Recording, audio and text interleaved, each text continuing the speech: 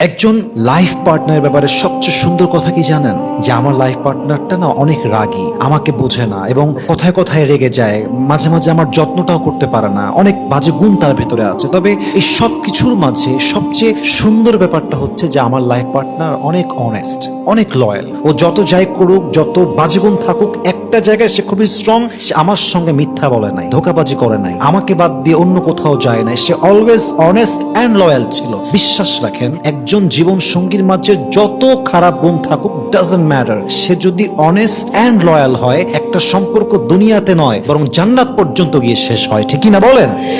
আর একটা সম্পর্কে সব ভালো গুণ থাকতে পারে, চেহারা সুন্দর, দেখতে সুন্দর, আচরণ সুন্দর, ভাষা সুন্দর, সব সুন্দর, কিন্তু অনেস্টি অ্যান্ড লয়ালটি নেই। যে সম্পর্কে অনেস্টি নেই, লয়ালটি নেই, সততা নেই, মিথ্যা দিয়ে ভরা, প্রতারণা দিয়ে ভরা, বিশ্বাস রাখেন এই সম্পর্ক দুনিয়াতে একটা মুহূর্তের জন্যও টিকতে পারে না। ঠিক কিনা বলেন?